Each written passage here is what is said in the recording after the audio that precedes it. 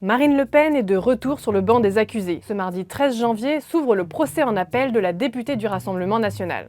L'étape de la dernière chance qui conditionne son avenir politique et notamment ses ambitions présidentielles. En première instance, Marine Le Pen a été reconnue coupable de détournement de fonds publics dans le cadre de l'affaire des assistants parlementaires européens du Front National.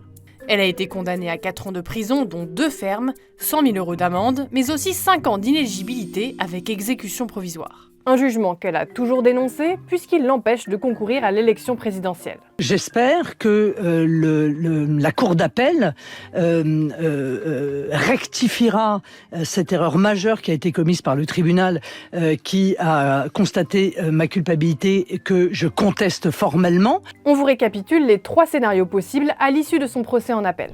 D'abord, l'option la plus optimiste pour Marine Le Pen, la relaxe. Si la Cour d'appel juge que l'ancienne présidente du Rassemblement national est innocente des faits qui lui sont reprochés, alors l'affaire ne restera qu'un mauvais souvenir pour Marine Le Pen, qui pourra se présenter sans obstacle à l'élection présidentielle de 2027.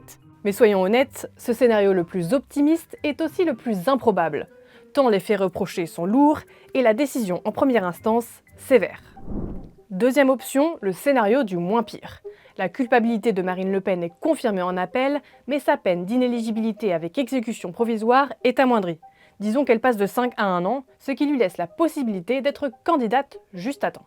L'autre possibilité dans ce scénario du moins pire, c'est que les juges maintiennent les 5 ans d'inéligibilité sans la sortir de l'exécution provisoire. En théorie, Marine Le Pen pourrait alors se pourvoir en cassation, ce qui la maintiendrait éligible le temps de la procédure et avant la décision de la Cour de cassation. Sauf que là-dessus, les spécialistes ne sont pas tous d'accord, puisqu'il est possible que l'exécution provisoire soit malgré tout maintenue avant la décision de la Cour de cassation. Et enfin, le scénario redouté par Marine Le Pen, une condamnation confirmée dans les mêmes termes, ou pire. Et oui, de précédentes affaires judiciaires concernant des politiques ont montré que la deuxième instance peut parfois être plus sévère que la première. Identique ou rehaussée, cette peine empêcherait définitivement Marine Le Pen de se présenter à toute élection dans les années à venir et achèverait de faire de Jordan Bardella l'homme présidentiable du Rassemblement national.